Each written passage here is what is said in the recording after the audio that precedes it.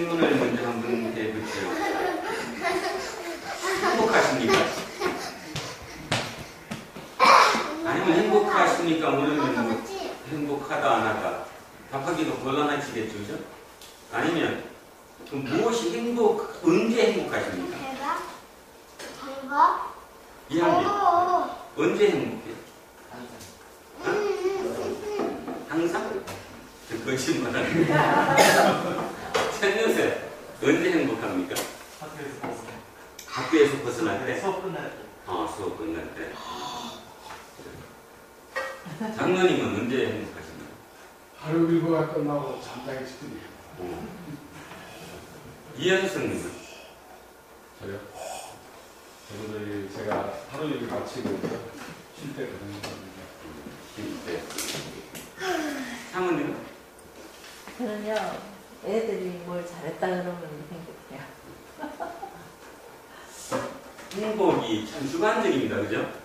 무엇이 행복이다 이렇게 얘기하기는 전혀 곤란한 것 같습니다. 주관적이라서 사람마다 다 틀린 거죠. 그래서 결론은 그것 때문에 행복은 절대적이어야 합니다.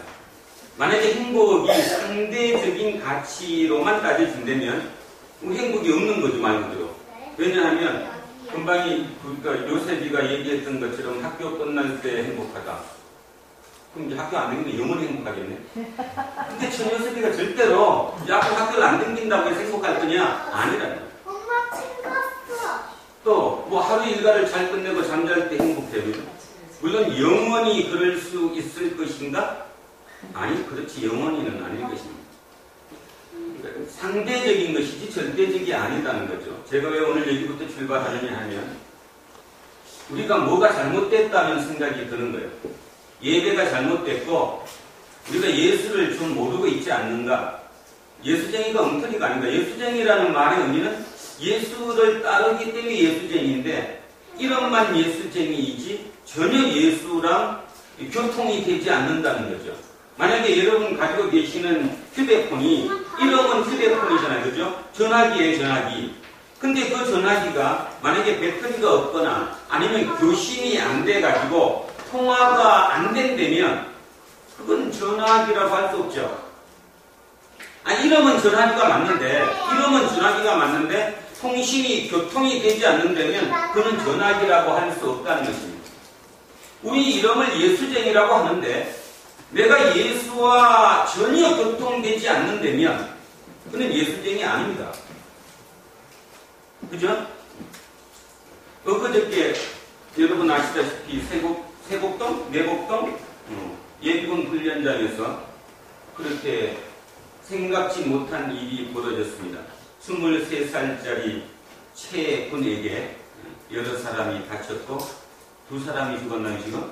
두 사람이 죽었습니다. 단순히 그냥 그놈이 나쁜 놈이다. 그놈이 나쁜 놈이다. 나쁜 놈은 나쁜 놈이죠. 왜냐하면 그가 이렇게 써놓은 그 메모 유서에 보면 진짜 죽이고 모두 죽이고 자기도 죽고 싶다라고 썼습니다. 자, 중요한 사실을 얘기합니다. 그 23살짜리 그 최군이 결국 여러분의 아들이고 여러분의 손자, 여러분의 형제인 똑같은 이 세상을 같이 살아가는 그 친구가 이 땅에 태어나서 23년 동안 살아가면서 추구했던 게 뭘까요? 행복입니다. 그도 행복하고 싶었습니다. 그런데 행복을 모른 거예요. 행복을 찾을 길이 막막했던 거지. 그 부딪히는 절벽에 마지막 택한 것이 적개심을 가지게 된 거죠. 나만 죽기는 싫다는 거지. 너도 죽이고. 누군지는 몰라도 그 세상 자체에 적개심을 품고 그들도 죽이고 나도 죽겠다라고 해서 죽었습니다. 행복이 뭘까요? 그가 추구했던 행복이 뭘까 있는 거지. 그 최군이 23년을 이 땅에 살면서 자기가 추구했던 행복이 뭐였을까? 인간은 절대적으로 어떤 상황에 있든 행복감을 느끼지 못하면, 행복하지 않으면, 행복을 추구하지 못하면 절망합니다. 누구든지 살 수 없다는 겁니다. 근데 우리는 지금 어디에 쏟고 있느냐 하면 행복은 많이 가지면 행복하다. 많이 가지면 행복하다 라고 할 수 있습니다. 제가 지난주 수요일 날 아침마다 이제 일어나서 이제 제 살고 있는 곳이 한옥마을이잖아요. 한옥마을 한 바퀴 쭉 돕니다. 한 1시간 가까이 걸려요. 다 돌려면. 구석구석. 근데 그날 돌면서 이제 내가 밥 먹으러 우리 어머니 집으로, 그죠? 그 할머니 집으로 오고 있는데, 뒤에서 어떤 박세민 박사님 정도 또래의 남자분이 통화를 하시면서 뒤를 따라왔어. 그러니까 내가 들으려고 들은 것이 아니라 나는 이렇게 가고 있고 뒤에서 계속 통화를 하고 따라오니까 어쩔 수 없이 그 내용을 들었습니다. 딱 저 정도 나이, 뭐 30대 후반이면 40대 초반 되겠더라고요. 그분이 통화를 계속 하면서 한 15분 이상 가까이 통화를 하면서 내 귀를 쫓으면서 들었는데 뭐라고 얘기했냐 하면 친구하고 통화를 하는 거야. 난 자기 친구 같아. 야, 누구 아냐? 걔 있잖아. 저기 어디에 전원주택 지었대.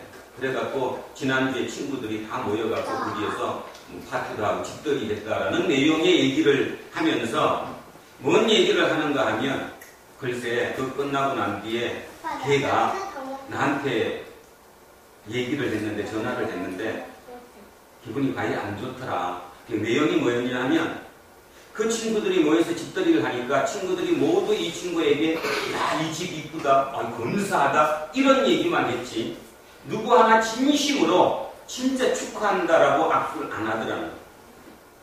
제가 그래서 참 많은 거를 이렇게 그 통화 중에 야, 박세민 집사님 정도의 저 연배의 나이에 어디 자기가 아름다운 그곳에 전원주택을 짓고 지금 입주를 했다면 성공한 거거든요. 어쩌면 거기 갈 때까지 그 사람은 참으로 행복했을 것입니다. 왜냐하면 목표가 있었기 때문에. 그 목표를 향해서 나는 저거를 지어야지 갔기 때문에 아마 굉장히 행복했을 거예요. 그런데 그 분이 지금 그 집들이를 해놓고 딱 느낀 게 뭐예요? 친구 중에 그 어느 누구도 진심으로 나한테 손잡고 축하한다라고 해주지 않더라는 거지. 겉으로 이쁘다 예쁘다 이런 소리는 하는데 뭘 느낀 거죠? 받지 않은 것에 대한 답을 얻었다는 거예요. 받지 않은 것. 뭔 말인지 아십니까? 그 집을 질 때까지 돈을 벌 때까지 받지 않은 것에 대해서 친구들이 자기를 좋게 보지 않았던 얘기를 본인이 깨달은 거예요. 그거를 가장 친한 친구, 이 친구한테 얘기한 거고 이 친구는 전화통화로 또 다른 친구한테 그 얘기를 해주는 거예요. 저는 희망을 발견했습니다. 진짜로 희망을 발견했어요. 교회에서 발견해야 될 게 바로 저거다. 저 친구 지금 저 40대, 30대 후반의 저 친구가 끝없이 추구해가지고 지금 뭔가를 딱 성취하고 그걸 갖다가 뭔가 좀 폼 좀 딱 잡으려고 행복감을 느끼려고 모든 친구들에게 공개를 했더니 그들은 마음속에 뭔가 하나를 묻고 나한테 얘기하는 거예요. 지금 뭔 뜻이죠? 그 가는 과정이 올바르지 않았다는 거지. 그게 뭔지 모르겠지만 하여튼 그거에 대한 뭔가를 느꼈다는 거예요. 무엇을 느끼십니까? 그 친구는 지금까지의 삶은 그 전원주택을 만들 때까지의 삶은 행복이었을지 모르지만 지금부터는 행복하지 않습니다. 아십니까? 또 하나를 얘기합니다. 우리는 예수를 따릅니다. 제가 좀 전에 휴대폰 얘기를 했어요. 예수님과 내가 교통이 없다면 나는 이름만 휴대폰일 뿐이지 전혀 나는 휴대폰이 아닙니다. 예수님과 내가 교통하지 못한다면 나는 전혀 예수쟁이 아닙니다.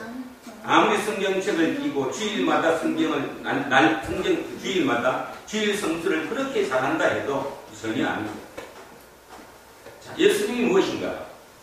예전으로 돌아가면 지난주에 또 얘기를 하면 뭐 루머인지 사실인지는 아직도 막 굉장히 논란이 많아요.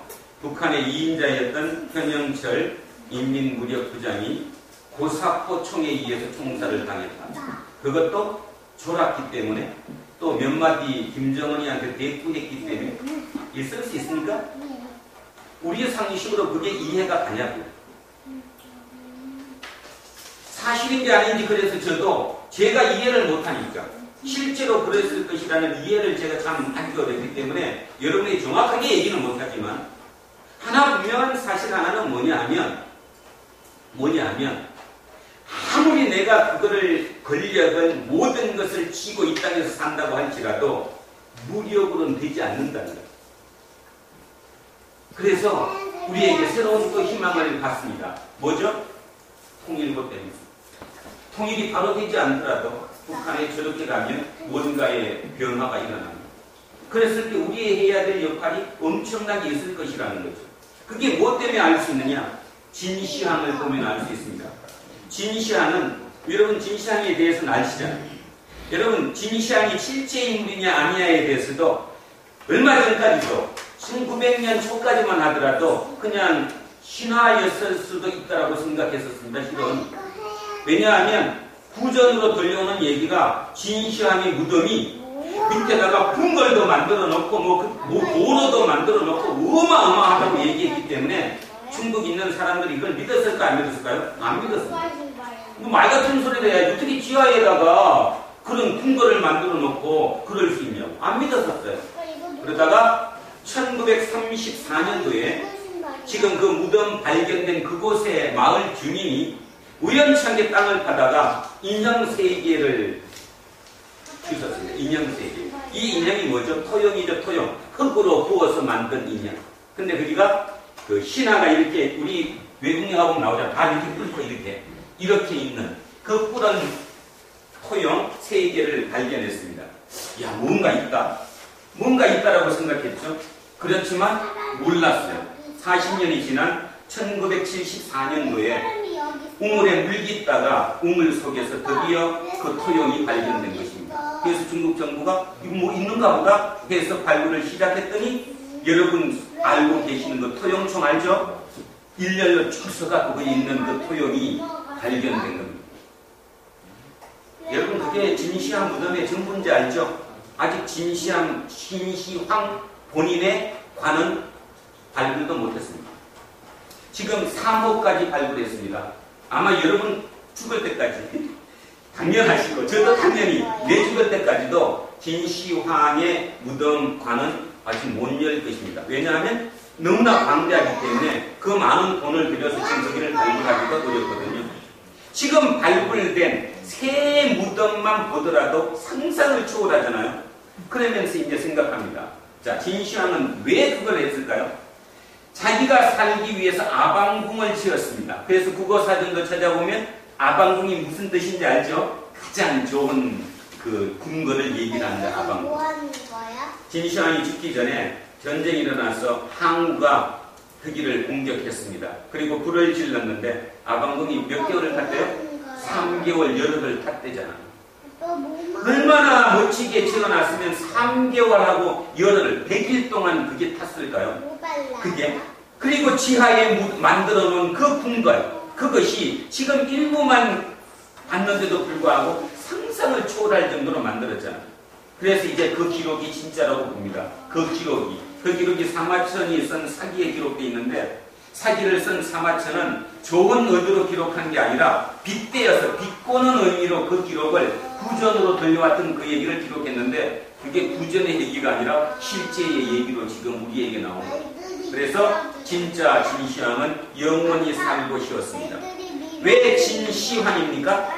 진나라의 시죠. 첫 번째 황제라는 거죠. 그래서 진시황입니다. 진시황의 원래 이름은 뭐예요? 정입니다. 정. 우리 정치할 때 정. 이름이 정이에요. 13살에 왕이 됐고요.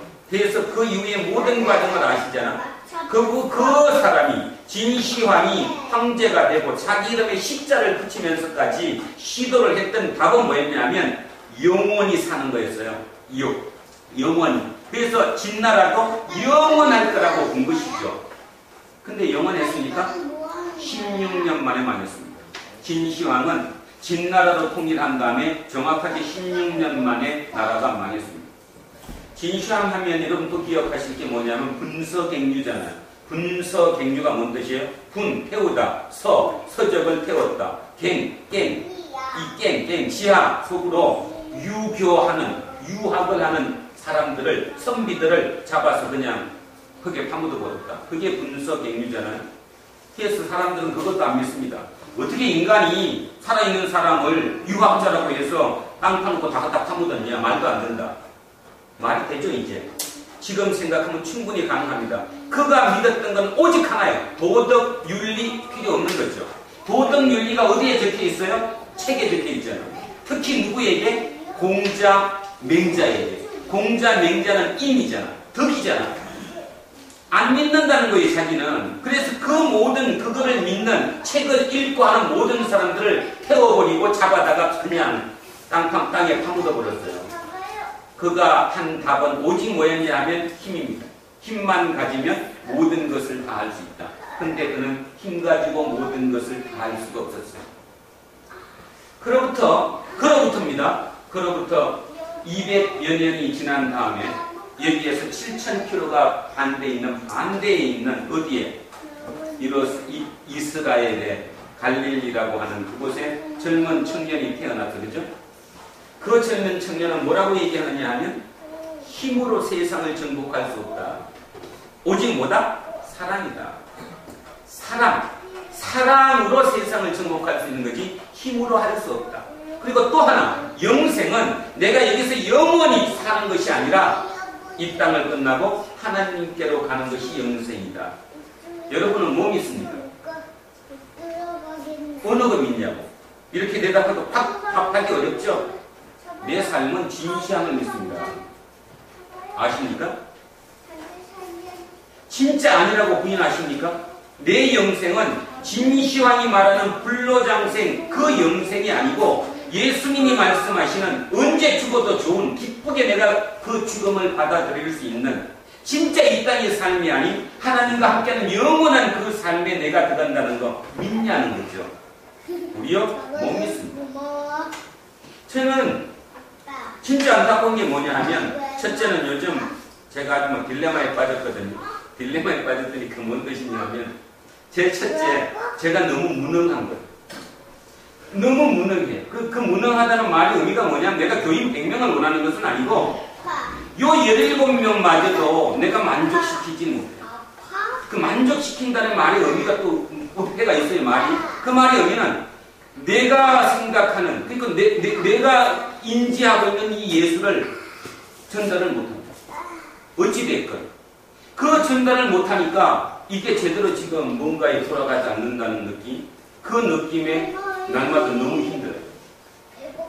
그러다 보니까 이제 두 번째 문제가 짊어집니다. 목사지만 아무리 내가 목사라 할지라도 도대체 무엇을 가지고 목사 역할을 할 것인가의 문제죠. 그죠? 목사가 뭘까? 목사는 진짜로 행복을 어떻게 추구해야 되는가를 예수님을 가르쳐 주는 것. 이가 목사예요. 그래서 만약에 진짜 그 행복과 의미를 가졌다면 그 채군 같은 문제가 안 불거지지. 아니, 우리 자식 같은 그런 문제가 안 불거지지. 여기 있는 여러분 자식도 마찬가지고. 우리가 지금 해야 될 부분이 뭐냐면 행복을 추구해야 되는 것은 확실히 맞는데 그 행복 추구가 행복이 무엇인가에 대한 정확한 정의를 우리가 내려주지 못한다면 좀 전에 얘기했던 그 30대 후반, 40대 초반에 그 열심히 살아와서 추구했던 그 꼴이 우리 자녀들에게는 그대로 이어난다는 거예요.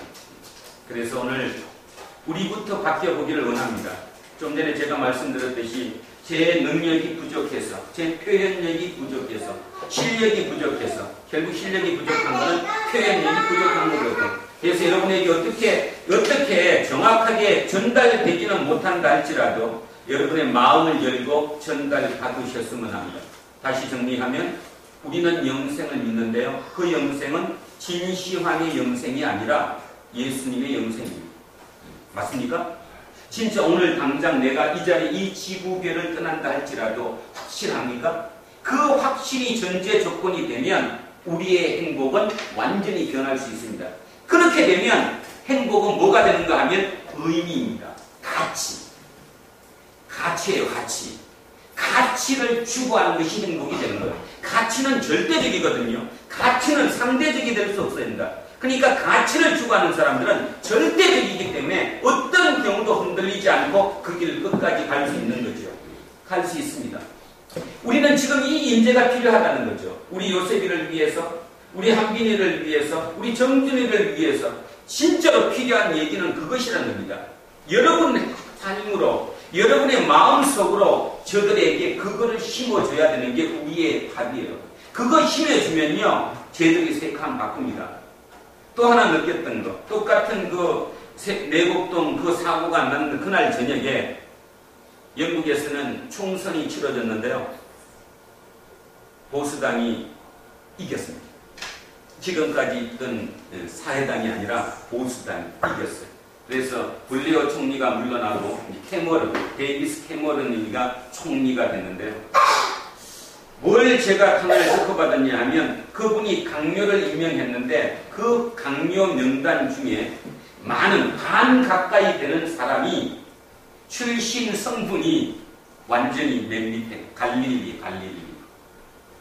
예를 들면 뭐 이름을 제가 지금 다 외우질 못했으니까 한 분의 장관은 출신이 뭔가 하면 옛날에 이디아민이라고 우간다 이디아민 있었죠.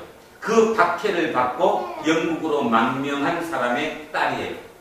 한 사람은 아버지가 파키스탄에서 버스 운전하시던 분의 이민자의 바로 아들이에요. 또 한 사람은 주차장집 딸이래.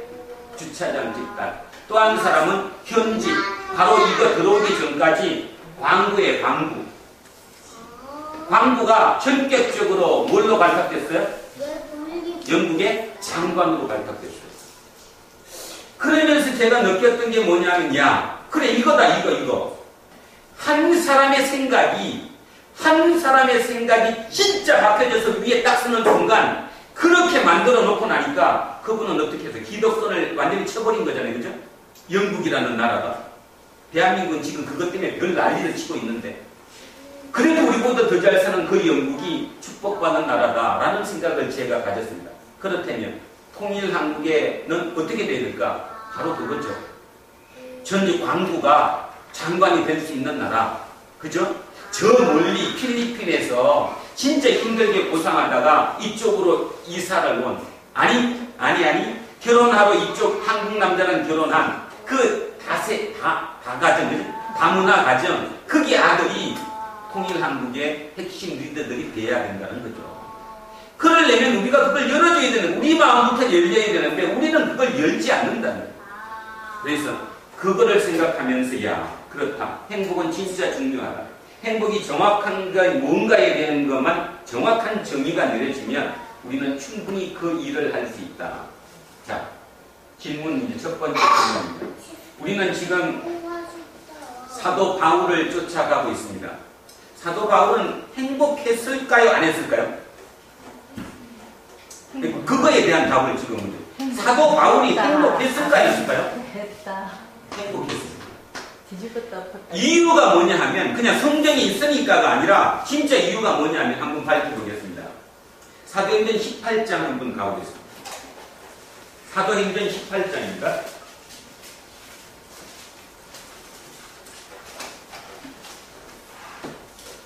자, 우리가 지금 쫓아가는 사도 바울을 다시 한번 보면서 오늘 한번 행복을 찾아보기를 원합니다. 사도행전 18장 1절입니다.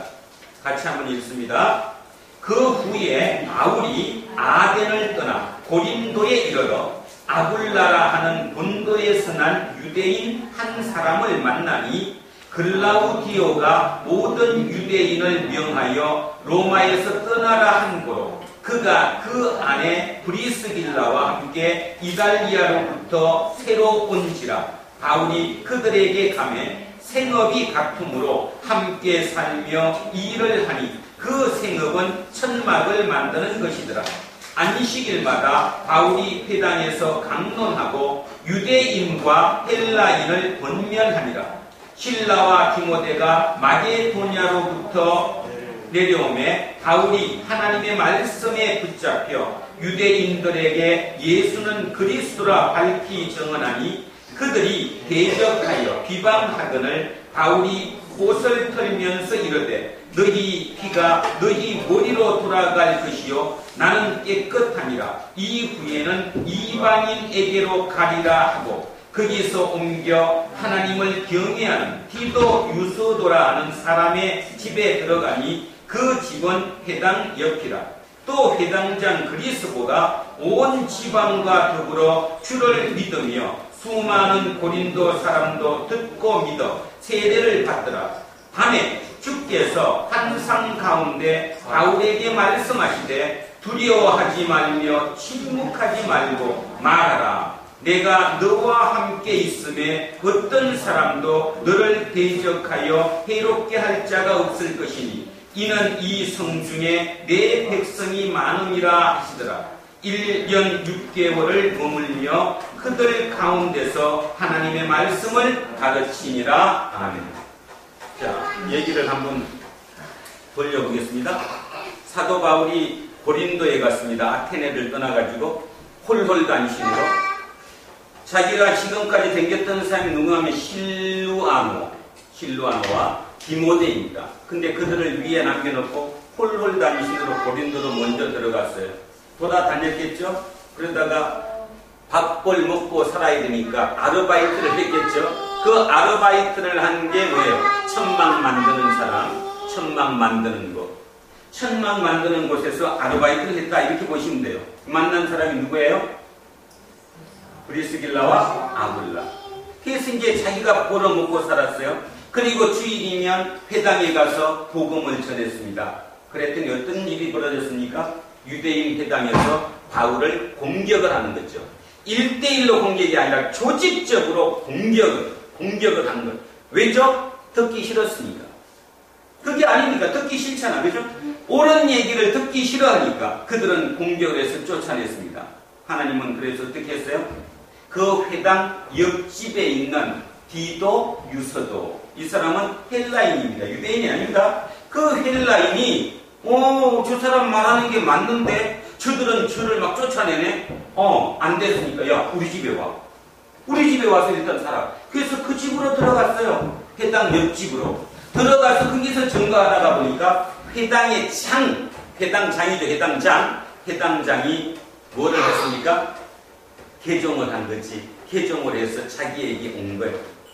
꿈만 같은 일이 벌어졌지만 이 삶이 만만치 않았다는 거예요. 생각해 보세요. 하루 벌어서 먹고 살아야 되고 또 그들을 훈육하고 주일마다 회당에 가서 그것도 해야 되고 그러다가 공격자는 공격을 또 엄청나게 지금 받고 있고 그죠? 조직적으로 나를 지금 테러를 가하려고 하고 있고 얼마나 힘들었겠어요.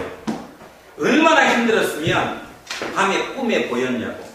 꿈에 보인 게 몇 절입니까? 9절이잖아요.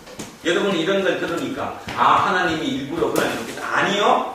여러분도 꿈꾸고 저도 꿈꿉니다. 저도 지난 금요일 날도 꿈꿨고요. 어젯밤에도 꿈꿨고요. 오늘 새벽에도 왜 깼냐 하면 진짜 밖에서 누가 나를 불렀어. 그래서 깨갖고 나가봤는데 아무도 없어요. 밤에 부르실 테니까 왜 그럴까요? 왜 그런 소리가 나한테 들렸을까? 왜 이 소리가 바울에게 들렸을까? 거기에 몰입되어 있으니까. 그 정도로 힘들었으니까. 어떻게 하면 이걸 파괴할 것인가에 대한 답을 갖고 있었으니까. 자, 그랬더니 꿈에 이렇게 나타났다는 거예요. 자, 9절 같이 있습니다. 시작. 밤에 주께서 환상 가운데 바울에게 말씀하시되 두려워하지 말며 침묵하지 말고 말하라. 내가 너와 함께 있음에 어떤 사람도 너를 대적하여 해롭게 할 자가 없을 것이니 이는 이 성중에 내 백성이 많음이라 하시오. 해석하면 뭔 뜻입니까 지금? 그 곤란 중에 뭐였겠어요? 가야 돼, 더 있어야 돼. 저랑 그랬던 것 같아요. 그죠? 바울이 그 공격 속에 이게 가라는 말씀이야, 있으라는 얘기야.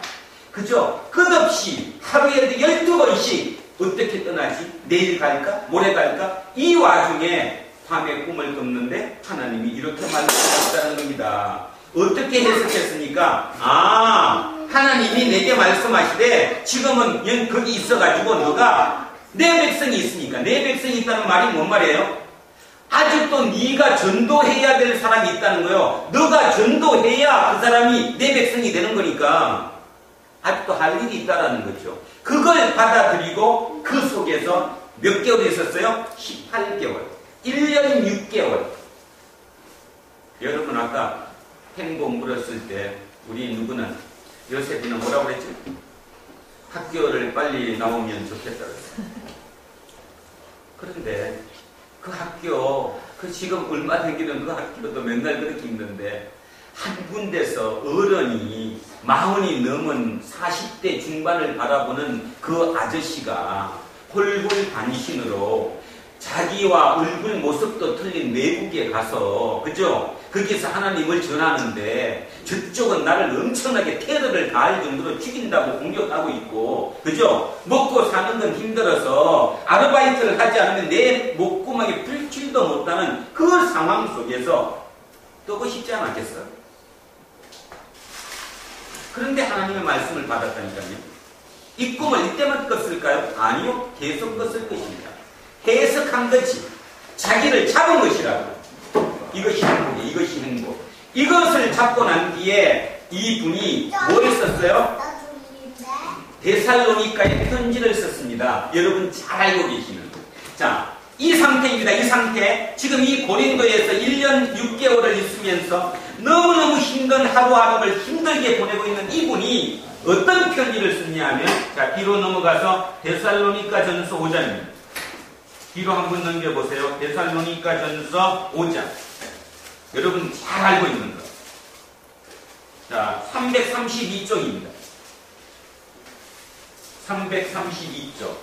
자, 5장 12절부터 함께 한번 천천히 지금 그 생각을 하시면서 바울을 생각하세요. 바울의 입장을 1년 8개월, 18개월이라는 긴 기간 동안 고린도에서 그 힘든 위기 속에 아르바이트를 해서 하루하루를 먹고 살면서 있는 그분이 이 편지를 쓴 겁니다. 자, 12절부터입니다. 시작! 형제들아, 우리가 너희에게 구하노니 너희 가운데서 수고하고 주 안에서 너희를 다스리며 은하는 자들을 너희가 알고 그들의 역사로 말미암아 사랑 안에서 가장 귀히 여기며 너희끼리 화목하라. 또 형제들아, 너희를 권면하노니 게으른 자들을 번개하며 마음이 약한 자들을 격려하고 힘이 없는 자들을 붙들어주며 모든 사람에게 오래 참으라. 삼가 누가 누구에게든지 악으로 악을 갚지 말게 하고 서로 대하든지 모든 사람을 대하든지 항상 선을 따르라. 항상 기뻐하라. 쉬지 말고 기도하라. 범사에 감사하라. 이것이 그리스도 예수 안에서 너희를 향하신 하나님의 뜻입니다. 성령을 소멸하지 말며 예언을 멸시하지 말고 범사에 행하려 좋은 것을 취하고 악은 어떤 모양이라도 버려라. 아멘. 뭔 감 잡히죠? 이 문구가 어디서 나왔습니까 지금? 고린도전서. 고린도 18개월을 있는 동안 그 힘든 가운데서 자기 얘기 쓴 거죠. 행복했습니다. 여러분, 바울은 행복했습니다. 그래서 그 가운데서도 이 얘기가 나오는 거예요. 항상 기뻐하라. 범사에 감사. 만약에 그가 속에 악이 가득 찼다면 하나님 그럴 수 있어? 내가 지금 하나님의 일을 하는데 나를 이 모양 이끌어 끌어들 수 있어? 만약에 속에 조금이라도 악이 찼다면 겉으로 이 표현 못합니다. 그죠? 이 표현을 할 수 없다는 거죠. 고로 결론을 따져보면 바울은 행복했습니다. 삶은 힘들었지만 행복했습니다. 이병선 목사도 삶은 힘들지만 행복합니다. 근데 차이가 뭐냐 하면 아직도 저는 바울의 경지를 도달하지 못했어요. 진짜로. 그래서 우리 집사람 얼굴을 쳐다보면 얼굴을 못 봐. 안 됐잖아. 한 2주 만에 박상 늙어서. 너무 힘들어요. 삶의 육체에는 한계가 있는데 그 육체를 무조건 쓴다고 해서 될 일이 아닌데 그렇다고 내가 해줄 게 없잖아요. 그죠? 답은 하나밖에 없잖아. 답은 내가 먹고 살려면 아르바이트 하지 말고 정규직을 얻어야 되는데 바울처럼 그지? 바울도 정규직이 아니잖아. 지금 아르바이트를 해서 하루하루를 그 상황에서 먹고 사는데 이게 저 어저께 답입니다. 저의 답. 저의 고백이며 여러분에게 전하는 복음의 답입니다. 그래서 앞으로 조금 더 갈 거예요. 기도해 주시면 이제 얼마나 길어질지에 대해서는 저도 장담은 못하지만 저 또한 날마다 어떤 분은 그렇게 얘기해요. 목사인데 목사가 뭐 믿음이 좋아하니까. 아니요. 그런 게 믿음이 아니라 삶으로 살아가면서 어떻게 해결하고 닥치고 나가느냐에 대한 게 믿음이고 또 하나는 그렇게 어떤 상황이 벌어질 때마다 내 모든 생각이 그쪽으로 꼽히는 게 아니라 말씀으로 꼽혀서 답을 찾는 것, 그것이 믿음이에요. 아십니까? 믿음입니다. 그러니까 영생은 여기서 오는 것이 믿음이라는 거예요. 자, 여러분 맨날 잘 알고 있던 하나님의 우리에게 주시는 행복 한번 보겠습니다. 하나님은 우리가 이집트에 있을 때 너무너무 힘든 곳에 있으니까 내가 너를 해방시키겠다고 불러내셨어요. 그런데요, 잘 생각해 보십시오. 그렇게 불러내신 하나님이시면 손 딱 잡고 가자. 내가 너 좋은 데로 불러줄게. 해가 그냥 가나안 땅에 바로 딱 갖다 놓으셔야지. 맞잖아요, 그죠? 그래야지. 그게 하나님 아니에요. 근데 이 하나님은 광야로 가시더니 거기다가 딱 사람들을 넣고 12명, 족장이죠, 족장. 12명을 뽑아가지고 네가 해야 할 까를 한 네가 가봐. 했더니 어떤 결론이 벌어졌습니까? 젖과 꿀이 흐른다고 하나님이 나를 꼬셔갖고 가게 하셨던 그곳은 무슨 젖과 꿀이 흐르고 12명이 봤는데 눈으로 보이는 가시적인 것은 젖과 꿀이 흐르지 않았어요. 그리고 거기에 있는 상대가 창대같이 컸대잖아. 나는 메뚜기인데. 자, 12명이 그걸 봤는데 단 2명만 뭘로 봤어요? 믿음의 눈으로 본 거지. 그죠? 10명은 그냥 눈으로 보는 거고. 무슨 얘기죠? 그것이 믿음입니다. 행복이 그것입니다. 누가 행복했습니까? 2명. 믿음의 눈으로 바라본 그 2명은 행복했습니다. 설레였습니다. 그래서 우리 장로님처럼 80이 넘은 누구가? 갈렙이. 그죠? 80이 넘으신 갈렙이 설레이면서 40년을 살았습니다. 준비하면서. 그때 평균 나이가 얼마였다고요? 60이 안 됐다고 했습니다. 60이. 근데 그분은 이미 80에 설레이는 마음으로 살았다니까. 그것이 믿음. 다른 것이 믿음이 아니라. 어저께 우리 얘기를 한번 하죠.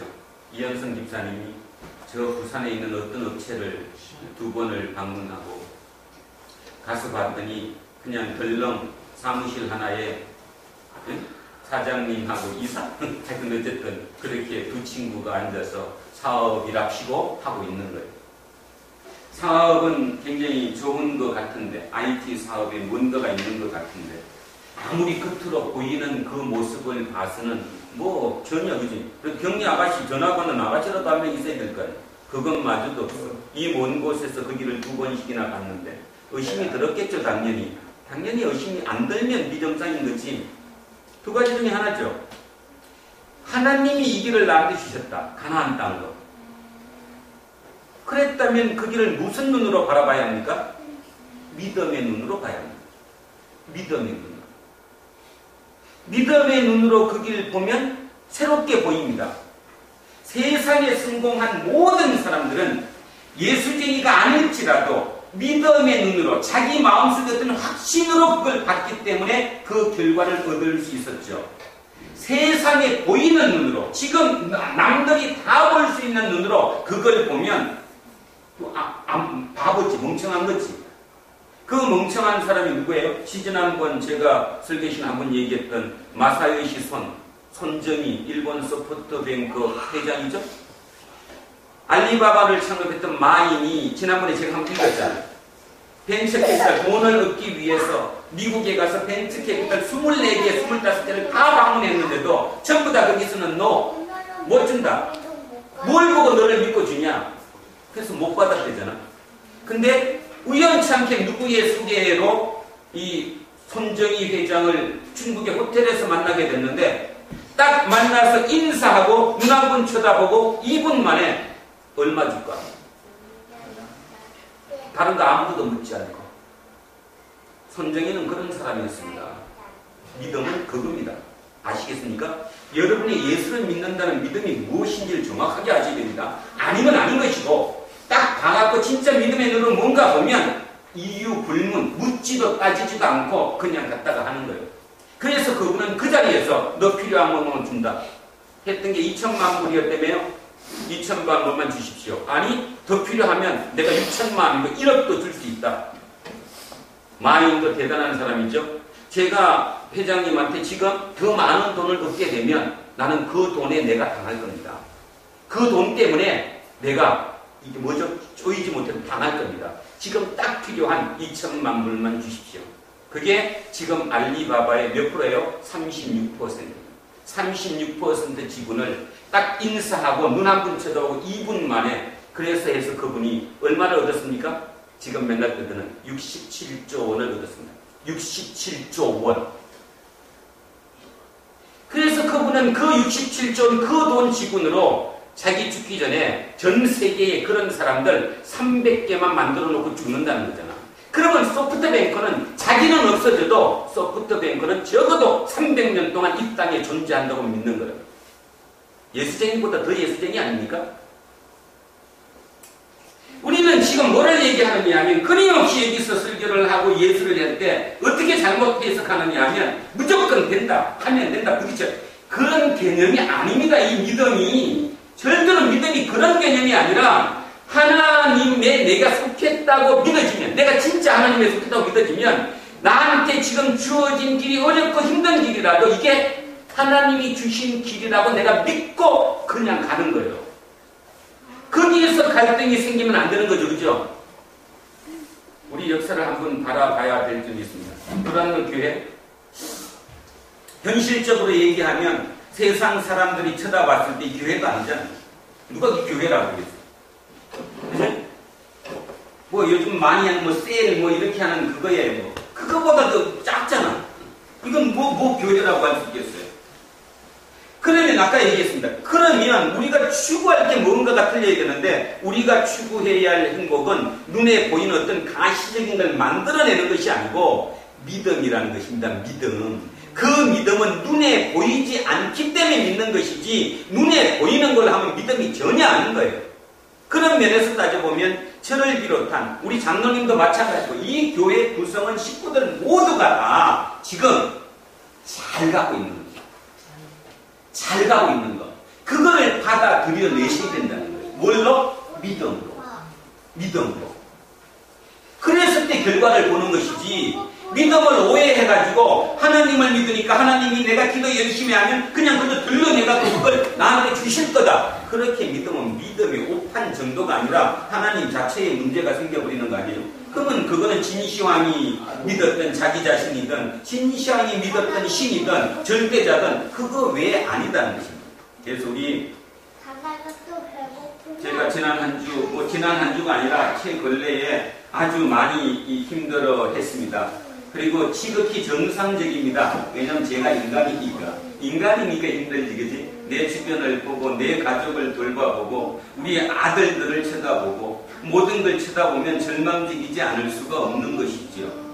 그러면서 이게 무엇인가에 대한 답을 찾습니다. 과연 이 길이 하나님이 나한테 주신 길인가에 대한 예스냐 아니냐, 아니면 내 의지 때문에 하는 것이냐에 대한 많은 답을 찾으면서 오늘 하나님께서 우리에게 고린도 후서 2장으로 사도 바울을 우리에게 보여주신 메시지가 바로 이것입니다.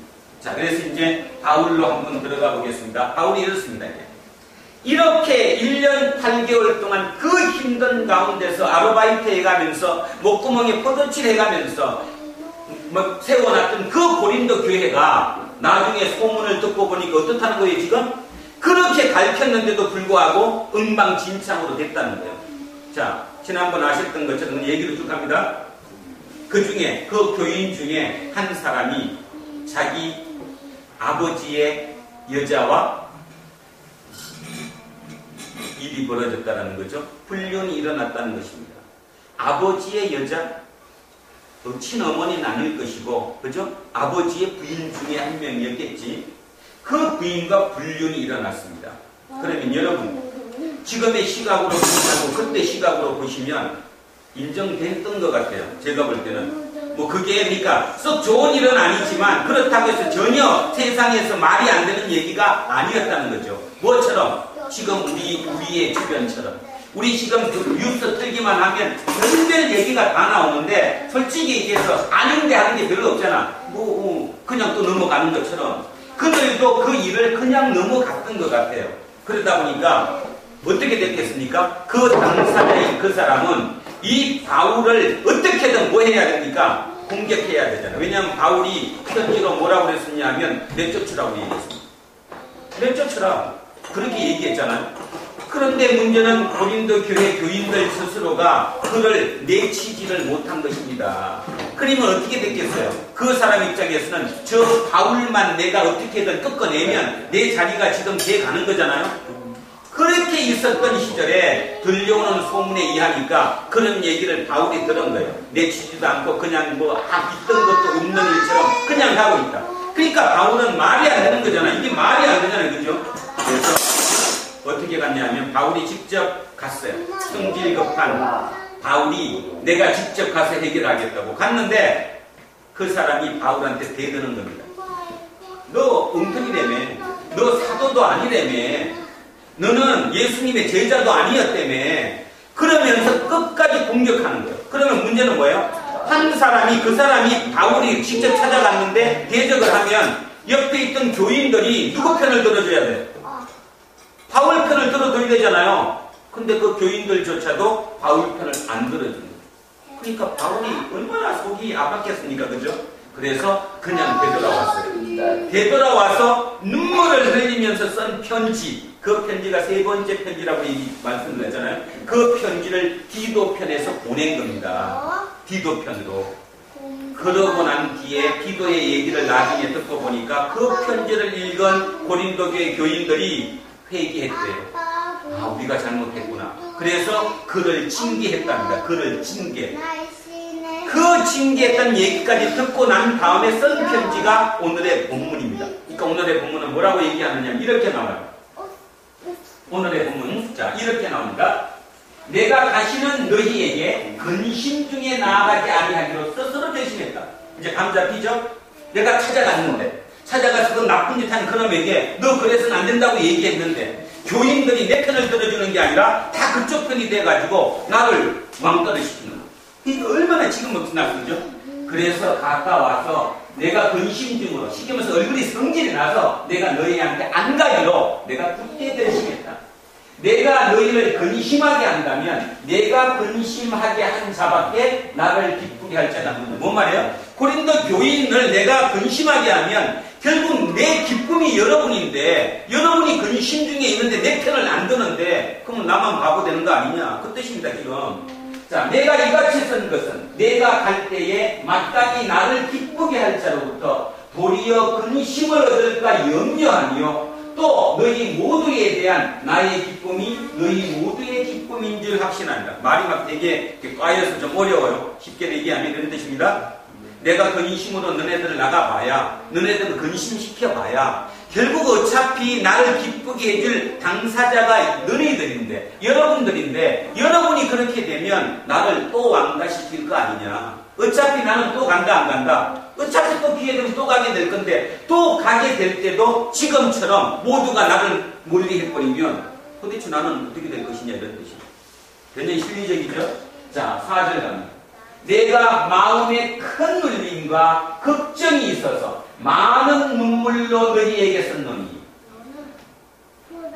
지난 한 주간 마음에 큰 눌림이 있었죠. 걱정이 있었어요. 눈물 흘릴 만큼. 참 저는 반성 많이 합니다. 회개를 많이 합니다. 바울은 적어도 자기 때문에 마음이 눌리고 걱정이 앞서고 눈물이 난 게 아니라 그 고린도기 교인 때문이었는데 솔직히 고백하면 아직도 이병선 목사는 성도들보다는 내 가족 때문에 먼저 눌리고 걱정하고 웁니다. 기도해 주시면 저도 저만큼 쫓아가겠죠, 그죠?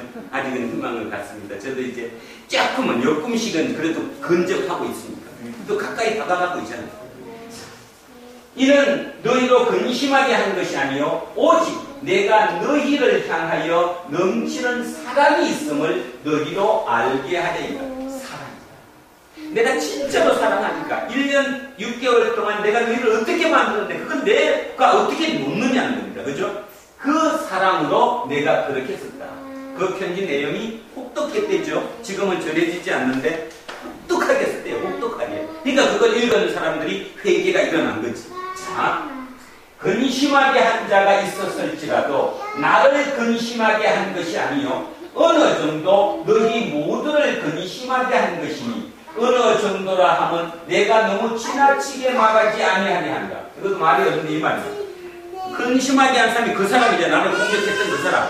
나한테 대드는 그 사람인데 그 사람이 나를 근심하게 했지만 따지고 보면 나만 근심하게 한 게 아니라 너희 모두에게 일정 부분 근심이 있었던 것이다. 자, 6절. 이러한 사람은 많은 사람에게서 벌받는 것이 마땅하다. 그러니까 어떤 징계를 내렸다면 그거 당연한 거다. 잘했다. 이런 뜻입니다.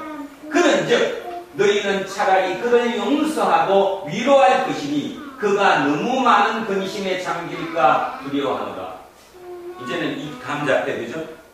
지금 문제는 뭡니까? 여기서 6절과 7절의 사이. 그 사람이 지금 교회를 안 나올까요? 나올까요? 자, 6절에 7절의 사이입니다. 아까 지금 바울을 대적했던 그 사람. 그 사람을 바울이 눈물로 쓴, 그지? 아마 그 편지에 의해서 고린도 교인들이 그 편지를 보고 회개해서 그를 징계했다고 그랬어요. 그래서 벌을 줬어요. 문제는 그 다음입니다. 벌을 받은 그가 자기 잘못을 회개하고 교회에 남았을까요? 교회를 떴을까요? 잘 보세요. 만약에 그 사람이 교회를 떴다면 이 밑에 7절부터 필요 없습니다. 이거 오해하시면 안 됩니다. 필요 없는 겁니다. 그 사람이 자기 잘못을 회개한 거예요. 내가 아버지의 엄마를, 그지? 아버지 엄마가요. 아버지의 그 아내를 불륜을 저지른 그 일에 대해서 드디어 자기가 회개를 한 거예요. 회개를 하고 남은 겁니다. 남으니까 이제 그 소문을 들은 바울 입장에서는 이제는 누구한테 가야 돼요? 그 사람을 감싸야 되잖아. 왜냐하면 이 사람들이 저 사람을 만약에 벌 줬다면 계속 교회를 나와도 막 그냥 이게 들어갈 거 아니에요, 그죠? 그거예요. 이거 오해하면 안 돼요. 그러니까 여러분이 오해하지 말고 예수님은 뭐 7번씩 뭐 불편이라도 용서라고 일단 무조건 용서라고 따지지만 그 용서의 개념을 아셔야 됩니다. 용서의 개념은 돌아섰을 때의 용서입니다. 돌아섰을 때. 다시 얘기하면 예수님조차도 바리새인 절대로 끝까지 인정 안 했습니다. 돌아선 사람만 인정했습니다. 바울도 매한가지입니다. 바울도 자기 편으로 회개하고 돌아선 사람에 대해서는 모든 걸 다 했지만 끝까지 한 사람 안 했어요. 자, 여기에 지금 죄인이 두 사람이거든요. 그 사람을 옆에서 뒤에서 부추겨가지고 바울을 공격하게 한 사람, 거짓 사도. 거짓 사도하고는 타협하지 않습니다. 거짓 사도를 사랑하라고 얘기하지 않습니다. 이 오해하시면 안 돼요. 그러니까 6절과 7절 사이에 굉장히 중요한 게 지금 사이에 떠 있는 겁니다. 자, 이러한 사람은 많은 사람에게 벌받는 것이 마땅하다. 거기까지 끝났어요. 그런즉 너희는 차라리 그를 용서하고 남아있으니까 위로할 것이며 그가 너무 많은 근심 속에 지금 왕따 당해갖고 어떤 일을 저지르면 안 되지 않느냐. 자, 그러면서 그러므로 너희를 권하노니 사랑을 그들에게 나타내라. 너희가 범사에 순종하는지 그 증거를 알고자 하여 내가 이것을 너희에게 썼노라. 편지를 쓴 이유가 이 편지를 보고 너네들이 내 말을 듣는가 안 듣는가 한번 알아보고자 쓴 거다. 근데 했다 이런 뜻이죠. 너희가 무슨 일이든지 누구를 용서하면 나도 그리하고 내가 만일 용서한 일이 있으면 용서한 그것은 너희를 위하여 그리스도 앞에 산 것이니. 이 말은 이 말입니다. 지금 가장 피해를 당한 사람은 누구예요? 바울이잖아요. 저 사람이 나를 공격했으니까. 그죠? 근데 바울이 뭐라고 하니까 바울이 내가 가장 크게 피해를 입었다고 하니까 내가 그를 용서했다 이 말입니다. 그러니까 너네들도 당연히 뭐 해라? 용서해라. 용서해라. 자, 11절 같이 있습니다. 이것 때문이니까 답이. 11절 시작. 이는 우리로 사탄에게 속지 않게 하려 합니다. 우리는 그 계책을 알지 못하는 바가 아니더라. 그러면 사단의 계책이 뭡니까? 사단의 계책은 얼렁뚱땅, 그죠? 얼렁뚱땅 그를 용서하는 게 아니라 쫓아내는 것이고, 만약에 안에 있더라도 끝까지 용서하지 않고 놔두게 되면 사단은 그를 결국은 나가게 되겠죠. 모든 조직에서 결국 입단될 거고, 조직 자체가 무너질 수 있는 거죠. 자, 이렇게. 이게 사단의 계책이다. 우리는 사단의 계책을 안다. 그러니까 그 계책을 아는 우리가 거기에 넘어가서는 안 된다. 이렇게 해서 고린도 후서의 2장의 1절로 11절까지 말씀을 통해 하나님 우리에게 주시는 메시지입니다. 자, 마지막 정리하면 제목으로 정리합니다. 가지치기.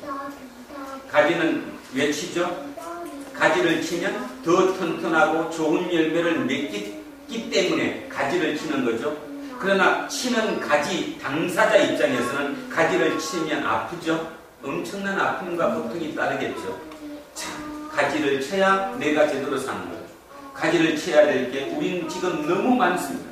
그 중에서 가장 중요한 가지치기가 뭐냐 하면 내 속에 세상적인 가치 기준에서 우리는 가지를 쳐야 합니다. 다시 시작할 때 얘기했던 진시황의 그 모델을, 그 세상의 가치 기준을 우리는 날마다 치지 못하면 우리 또한 알게 모르게 순간순간 한쪽 눈 감아가면서 결국 그렇게 가버린다는 거예요. 그래서 그 가지치는 것, 교회에서 예배드리는 것은 뭐냐 하면 하나님과 전화가 불통되고 있어요. 내가 휴대폰인데 휴대폰이 접속이 잘 안 돼. 그 접속을 더욱더 원활하게 만드는 것, 그것이 예배 드리는 일입니다. 앞으로 남은 모든 기간 동안 진정한 예수쟁이가 됐으면 참으로 좋겠습니다. 오늘 우리 이영옥 집사님이 기도하셨던 것처럼 그 기도가 진심으로 아멘 되어지기를 원합니다. 우리의 기도가 돼야 되고 우리가 이곳에 나와서 있는 그 이유 목적이 무엇인가를 분명히 알아야 되고 우리의 행복은 의미, 가치를 추구하는 것으로 우리의 행복이 채워져야 된다는 것을 잊지 않는 저와 여러분 되시기를 주의 이름으로 축원합니다. 아멘. 기도하겠습니다.